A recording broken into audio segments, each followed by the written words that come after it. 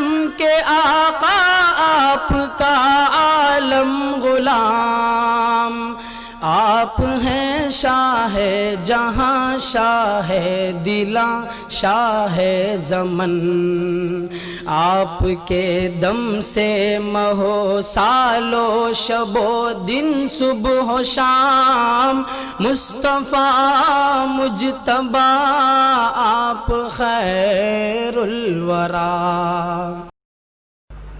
ناظرین گرامی السلام علیکم ورحمۃ اللہ وبرکاتہ۔ میں ہوں آپ کا میزبان انصار عزیز ندوی، اور آپ اس وقت سیدھی بات ٹی وی چینل کا خصوصی پروگرام ذکر میرے حبیب کا صلی اللہ علیہ وسلم دیکھ رہے ہیں۔ ناظرین الحمدللہ یہ ذکر میرے حبیب کا صلی اللہ علیہ وسلم کے پروگرام کی 61ویں قسط ہے۔ گزشتہ ہفتے آپ نے دیکھا اور سنا تھا کہ کس طرح حضرت عمر رضی اللہ تعالی عنہ اسلام کی دولت سے مالا مال ہوئے تھے۔ آج ہم حضرت عمر رضی اللہ تعالی عنہ کے ایمان افروز تذکرے کو جاری رکھیں گے تاکہ کچھ اور دلچسپ حقائق آپ کے سامنے آئیں۔ اگرچہ کہ بہت ساری باتوں کا اس قسط میں اعادہ یعنی ریپیٹیشن ہی نظر آئے گا، لیکن چونکہ اس میں خود حضرت عمر رضی اللہ تعالی عنہ اپنی روداد قبول اسلام بیان فرما رہے ہیں، اس لیے آپ ناظرین کی دلچسپی کے لیے بھی اور آپ کے علم میں اضافے کے لیے بھی ہم اس تذکرے کو جاری رکھنے کی کوشش کر رہے ہیں۔ ناظرین، حضرت اسلم رضی اللہ تعالیٰ عنہ کہتے ہیں کہ ہم سے حضرت عمر رضی اللہ تعالیٰ عنہ نے فرمایا، کیا تم لوگ چاہتے ہو کہ میں اپنی ابتدائی اسلام کا قصہ بیان کروں؟ ہم نے کہا جی ہاں ضرور۔ آپ نے فرمایا، میں حضور اکرم صلی اللہ علیہ وسلم کے کٹر دشمنوں میں سے ایک دشمن تھا۔ صفا پہاڑی کے قریب ایک مکان میں حضور اکرم صلی اللہ علیہ وسلم تشریف فرما تھے۔ میں آپ صلی اللہ علیہ وسلم کی خدمت میں حاضر ہوا اور آپ صلی اللہ علیہ وسلم کے سامنے بیٹھ گیا۔ آپ صلی اللہ علیہ وسلم نے میرا گریبان پکڑ لیا اور فرمایا، اے خطاب کے بیٹے، مسلمان ہو جا، اور ساتھ ہی یہ دعا کی کہ اے اللہ اسے ہدایت عطا فرما۔ اور میں نے فوراً کہا، اشہد ان لا الہ الا اللہ و اشہد انک رسول اللہ۔ پھر حضرت عمر رضی اللہ تعالیٰ عنہ فرماتے ہیں، میرے اسلام لاتے ہی مسلمانوں نے اتنی بلند آواز سے تکبیر کہی کہ مکے کی تمام گلیوں میں سنی گئی۔ یہ بھی صحیح ہے کہ خود رسول اکرم صلی اللہ علیہ وسلم کے تکبیر بلند کرنے کی بات کتابوں میں لکھی گئی ہے، جسے اطراف و اکناف میں دور دور تک سنا گیا تھا۔ حضرت عمر رضی اللہ تعالیٰ عنہ کے مسلمان ہو جانے سے اسلام کی تاریخ میں ایک نیا دور شروع ہو گیا۔ اس وقت 40 یا اس سے کچھ کم و بیش آدمی دائرہ اسلام میں داخل ہو چکے تھے، لیکن وہ نہایت بے بسی و مجبوری کے عالم میں تھے۔ اعلانیہ فرائض مذہبی ادا کرنا تو درکنار، اپنے کو مسلمان ظاہر کرنا بھی خطرے سے خالی نہ تھا۔ کعبے میں نماز پڑھنا تو بالکل ناممکن تھا۔ حضرت عمر رضی اللہ تعالیٰ عنہ جیسی طاقتور شخصیت کے اسلام لانے سے حالات یکسر بدل گئے۔ انہوں نے اعلانیہ اپنے اسلام کا اظہار کیا، کیونکہ وہ بہت نڈر اور جری شخصیت کے مالک تھے۔ صرف اتنا ہی نہیں بلکہ مشرکین کو جمع کر کے بآواز بلند اپنے ایمان کا اعلان کیا۔ مشرکین نہایت برانگیختہ ہوئے، لیکن حضرت عاص بن وائل نے جو رشتے میں حضرت عمر رضی اللہ تعالیٰ عنہ کے ماموں تھے، ان کو اپنی پناہ میں لے لیا۔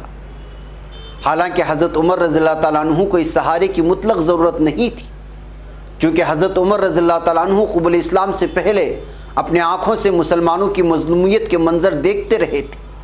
چنانچہ اپنے مظلوم ساتھیوں کے ساتھ اظہار مساوات کے ان کے جذبات نے اس بات کو پسند نہ کیا کہ وہ اسلام کی نعمت سے متمتع ہونے کے بعد عاص بن وائل کی حمایت کا سہارا لیں اور قبول اسلام کے نتائج سے محفوظ رہے۔ انہوں نے اسی بنا پر ان کی پناہ قبول کرنے سے انکار کر دیا اور برابر ثبات و استقامت کے ساتھ مشرکین کا مقابلہ کرتے رہے، یہاں تک کہ مسلمانوں کی جمعیت کے ساتھ برابر جا کر کعبے میں نماز ادا کی۔ یہ پہلا موقع تھا کہ حق باطل کے مقابلے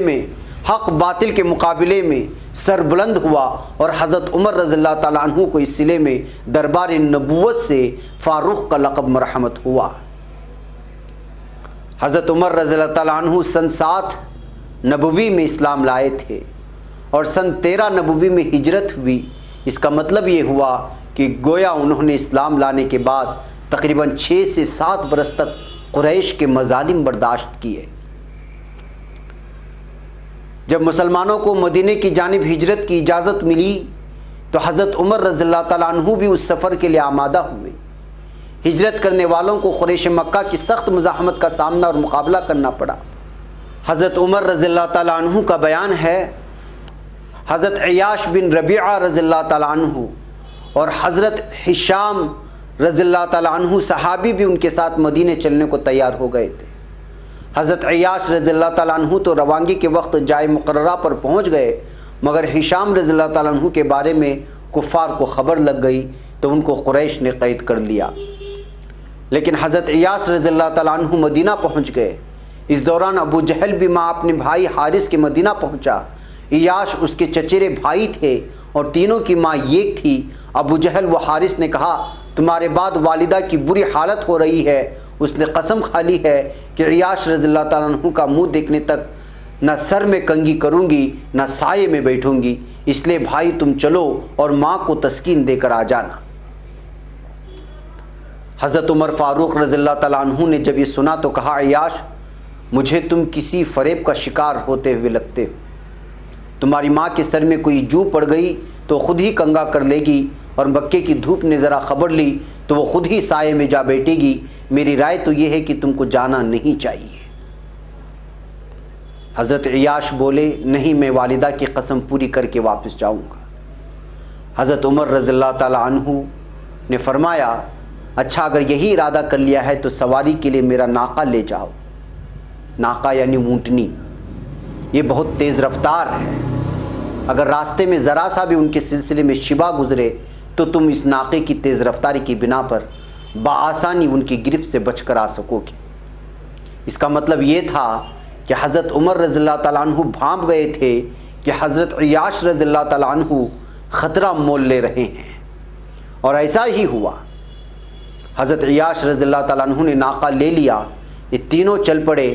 راستے میں ایک روز مکے کے قریب ابو جہل نے کہا، بھائی ہمارا اونٹ تو ناقے کے ساتھ ساتھ چلتے چلتے کبھی کبھی پیچھے کو رہ جانے لگا ہے، بہتر ہے کہ تم مجھے اپنے ساتھ سوار کر لو۔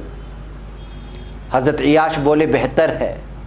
جب حضرت عیاش رضی اللہ تعالیٰ عنہ نے ناقے پر بٹھا لیا تو موقع کو غنیمت جان کر دونوں نے انہیں دبوچ لیا، مشقیں کس لیں اور مکے میں انہیں لے کر اس طرح فاتحانہ داخل ہوئے جیسے انہوں نے فریب و سازش سے نہیں بلکہ اپنی بہادری اور دلیری سے گرفتار کر کے لائے۔